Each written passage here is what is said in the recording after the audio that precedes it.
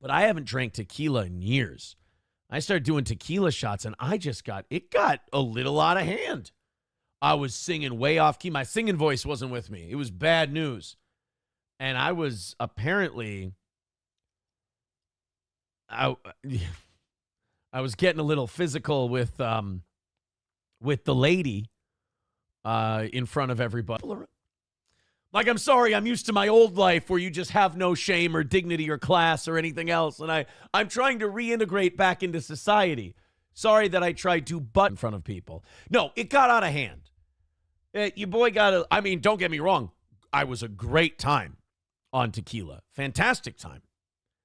I went over, I was a diplomat. I went over to the other party, like, tequila shots, you guys come over here, we'll come over here. It ended up, it was great. Dozens of people, had a great time. But me on tequila is a chatty bitch and uncouth.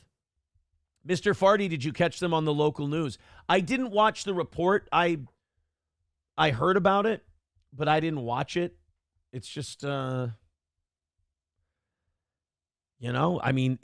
the way people want to live their lives. Then, you should get children away from that. It's not good. It's not right. It's very confusing for little kids. I know that firsthand, that you can confuse children with shit like that. Then there was like some news reports about that tattoo convention. I didn't watch them. I don't need to watch it. It's fine, Best of luck to everybody. Dr. Chow says it's about the journey, not the destination. Oh shit, I'm tattooing that on the back of my neck, bro. That I'm going to get a cat tattoo. It's going to say hang in there. Cuz it's so true, you should. Muttering Jay says it's funny, Ape wants nothing to do with the internet, but she's on the local news. Look, she wanted to do this. She hated her job. She would give me big pouty eyes when I said, maybe someday you can do this full time. She wanted to do this full time. She wanted to be on the show. She wanted what went with it and the attention. She didn't factor in for when the attention would go negative, which it always does. And you have to be able to handle that. And no matter what advice I gave, she couldn't handle the negativity. I blamed myself for a long time, but I didn't force her to do anything. I didn't make her do. If anything, she wanted to be on and kind of, muscled her way in, and I said, yeah, sure, let's do it. It would make you wanted to make her happy, and that made her happy. But then, she gets in the water, and then it turns on her, and then she yells at me. She's like, this has fucking ruined all my show. I'm like, I mean, it can. Yes, that's one of the risks. So I never knew why I needed to, feel like shit about that, But now it's nice because everybody can do what they want to do, and all three of them, I guess, are pretty happy. I mean, maybe. I wouldn't be happy in that situation. It sounds awful. Like, I would be doing everything I could to fucking reunite with my children. I couldn't enjoy, if I didn't have my kids, man, I couldn't enjoy an event like that. I couldn't enjoy much of anything if I didn't have my children. That would just be when I wake up in the morning, I'd be praying that my children being gone from me was a bad dream. And when I go to bed at night, everything in between would just be thinking about, I'm psychologically terrorized by the fact that my children are gone and I need to get them back. I couldn't. That's impressive in a way and sad in a way that you can enjoy stuff like that without your kids. But, some people resent their kids and some people don't like their kids. It's sad. It's unfortunate. I can't imagine my life without mine. I almost had to because of the terrible decisions, but I don't know. Some people don't. You also have to stop thinking like you, and you have to think like other people or just not think about it. That's why when you guys say, did you see this? Did you see that? It's like, I don't really think about it because, I think about my shit. And my shit doesn't really fit in with any of that kind of stuff. I don't know that world. When I was in my old life, everyone else was such a falling down drunken drug addict that you didn't notice if you were drinking too much because I was always just miles behind everyone. Now I'm kind of like, look, man, you can't be going to boxing every couple of days and then going, oh, I'm healthy. Nick and Ape were spotted at a block party. Might have been the same block party. I don't think they were spotted at a block party. That's not really their style. They're not real.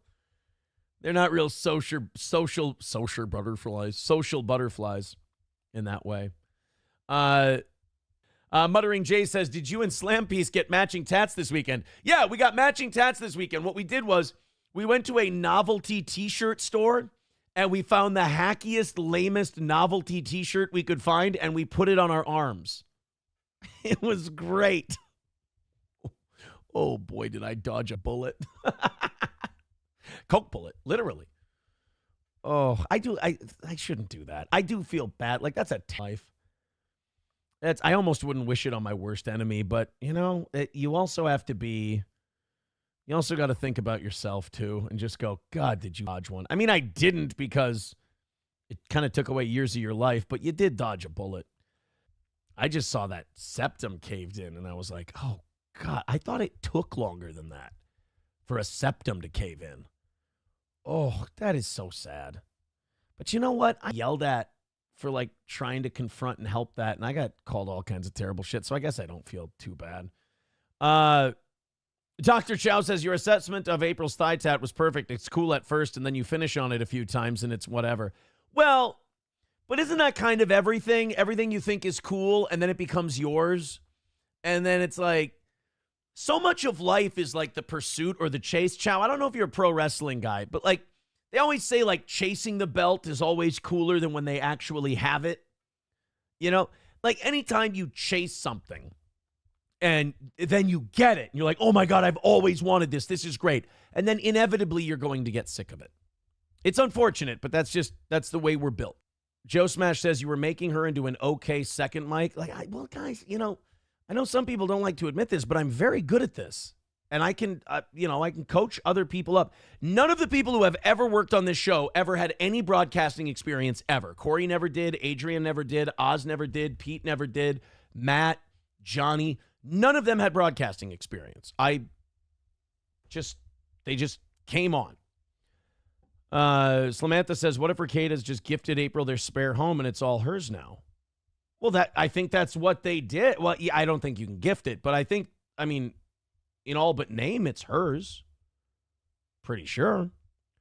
Rusty Grammer says, now she's retired to corner demon in lieu of the second mic position. Seems like a promotion. Well, look, everybody gets to create their own journey in life. And like I said, I'm going to say right now, I think they're all happier without me, and I'm a lot happier without them. I mean, and then everyone else can watch from the outside to see what the rest of it is personally.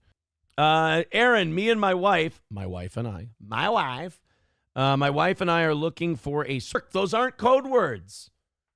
I don't do that sort of thing. You got to go an hour the other way to find those people. Wrong guy. Muttering Jay says, Stut Joe is very mad today. What else is new? I'm in a weird way. Like, I'm impressed that world has kept spinning, but I'm also, it's really sad that that's still a thing. It's sad. Like, not sad for the people doing shows about it or Stuttering John himself.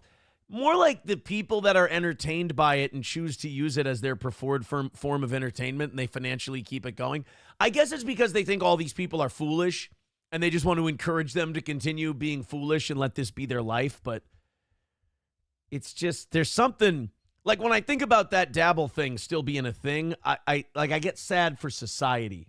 Like I get less hope for the future of like the world and the country. I'm like, I don't think we're an intelligent people anymore. I think the whole thing's just a troll at this point, like society in general. Chelino says, you have the nerve to say the Dabbleverse is sad? Laughy face emoji. Yes, I really apologize for pointing out the obvious. That's all me. All me. Yes, Lamantha, I agree with you. But look, I mean, people want what they want, right? I mean, that's what it's for them. It's their thing. Jay Warren says, what do you think about Felicia Gillespie, Aaron? I don't. That's not a bad thing or a good thing. I just don't. I don't think about her. I'm sorry for a boring answer. I don't really know much about her. And I don't really pay attention to that kind of thing. Maybe, I don't know. Is she good? Does she do a good job at whatever she does? I don't know. As Alexander Usyk would say, I have no idea.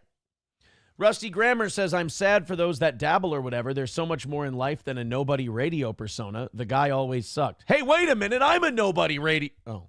Slamantha says, the Dabbleverse spreads and new characters enter the scene on monthly basis. It's the old boomer tards obsessed with Stutjo that make the whole place stink of old cinema stench. I would agree with that.